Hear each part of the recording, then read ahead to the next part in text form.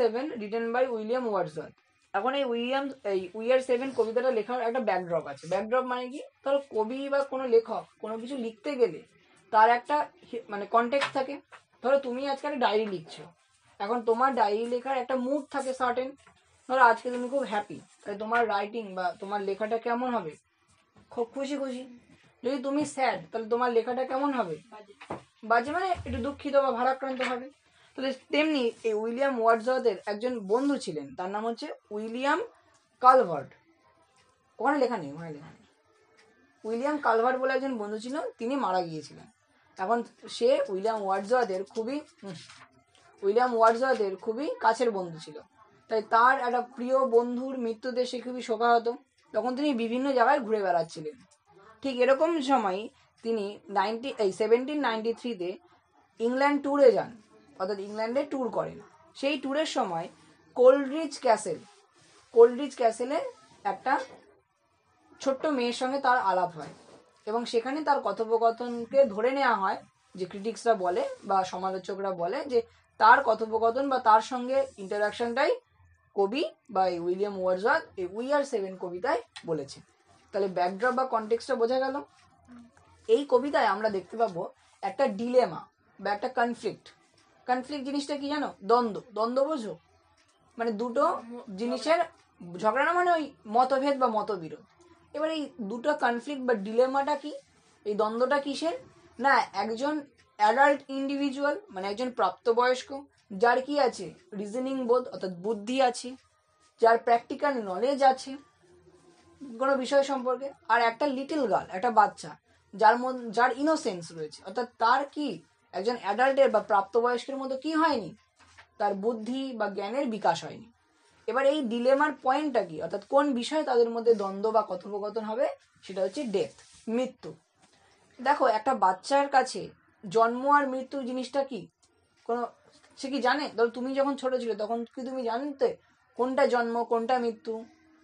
তুমি যখন ধীরে ধীরে বড় হয়েছে তখন কি তোমার মধ্যে এই বোধ বা জ্ঞানটা বেড়ে যাচ্ছে বা বৃদ্ধি পেয়েছে। কি ঠিক বললাম না ভুল বললাম? ধরো আজকে সাপোজ একটা বাচ্চার সামনে একটা সাপ এসেছে, সে ভয় না পেয়ে কি করবে, তার দিকে হাত দিতে যাবে। কিন্তু তুমি যদি দেখো, তুমি তো ছুটে পালাবে ওখান থেকে আগে। তাহলে এটা কেন হলো? কারণ আমি আমার বাস্তব বোধ এবং জ্ঞান এবং বুদ্ধি দিয়ে আমি জানি।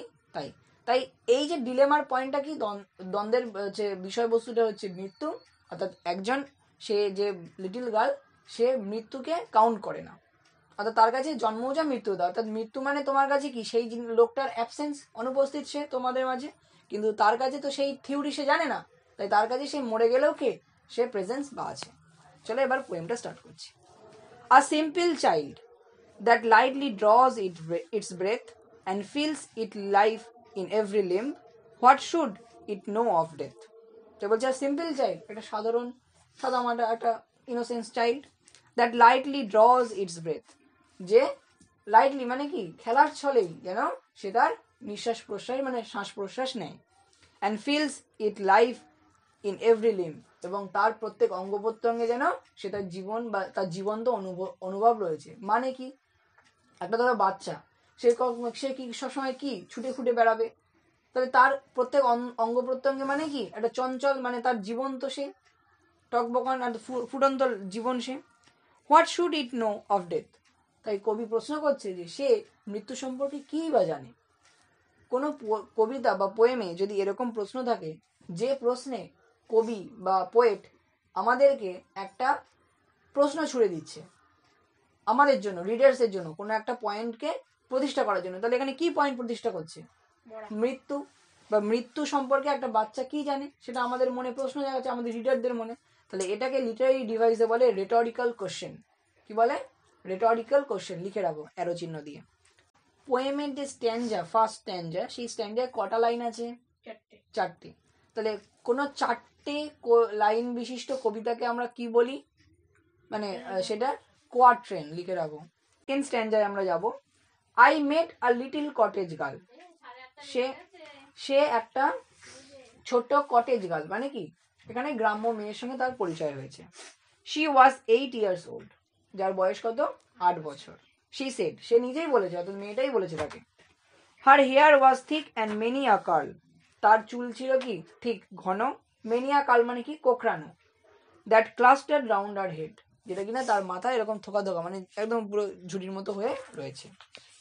থার্ড স্ট্যান্ডায় দেখো বলছে she had a rustic woodland air, তার ছিল রাস্টিক মানে এখানে গ্রাম্য, আর উডল্যান্ড মানে কি বন্য, বা এখানে বন্য মানে এখানে প্রাকৃতিক সারল্য, অর্থাৎ তার মধ্যে একটা সহজাত বোধ বা একটা সারল্য বোধ রয়েছে। And she was wildly clad, এবং সে যেন মানে তার যে পোশাক আশাক একটু অগোছালো বা অবিন্যস্ত এলোমেলো পোশাক পরে আছে।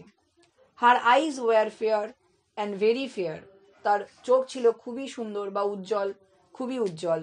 হার বিউটি মেড মি গ্ল্যাড, তাহলে সেই ছোট্ট শিশুটির বা ছোট্ট মেয়েটির গার্লের যে সৌন্দর্য বা গ্রাম্য সৌন্দর্য বা প্রাকৃতিক সৌন্দর্য বা সারল্য কবিকে কি করেছে, খুশি করেছে বা মুগ্ধ করেছে। Sisters and brothers little maid, how many may be you be, বলছে লিটল মেড মানে এখানে মেয়ে, ওয়ে ছোট শিশু বা বাচ্চা, তোমরা ভাই বোন মিলে কজন? How many? 7 in all, she said, সে বলল কতজন? আমরা 7 জন। And wondering looked at me, এবং সেই কবির দিকে সে ওয়ান্ডার মানে কি বিস্ময়ের ভাবে তাকিয়ে বলল এটা। And where are they, I pray you tell, তো এখন কবি তাকে কি জিজ্ঞাসা করছে, তারা এখন কোথায়? I pray you tell, pray মানে কি প্রার্থনা করা, বা ও বললো যে আমি তোমাকে জানতে চাইছি তারা এখন কোথায়। শি আনসার, সে উত্তরে বলল 7 are we and 2 of us at Conway dwell and 2 are gone to sea, তাহলে বলছি যার মধ্যে 2 জন, 7 আর উই আমরা 7, অ্যান্ড 2 অফ আস আমাদের মধ্যে 2 জন কোথায় গেছে, অ্যাট কনওয়ে ডোয়েল, কনওয়েটা হচ্ছে ইউনাইটেড কিংডম মানে ইংল্যান্ডের একটা কান্ট্রি বা একটা জায়গার নাম, কান্ট্রি বলা ভুল, ওয়েলসের একটা জায়গার নাম হচ্ছে কনওয়ে, সেখানে ডুয়েল মানে বাস করা, সেখানে থাকে। And 2 are gone to sea, এবং 2 জন কোথায় গেছে, সমুদ্রে গিয়েছে, তো সমুদ্র যাত্রা বা তারা হয়তো কোনো কাজ টাজ করে।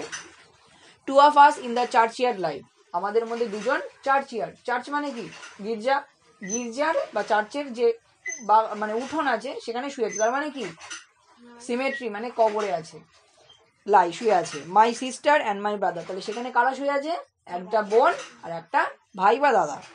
অ্যান্ড ইন দ্য চার্চিয়ার্ড কটেজ, এবং ওই চার্চিয়ার্ডেরই কটেজ, অর্থাৎ ওই হচ্ছে চার্চের সংলগ্ন জমিরই একটা জায়গার একটা ঘরে বা কুড়ে ঘরে, আই ডুয়েল আমি বাস করি, মানে ওই লিটল গার্লটা বাস করে।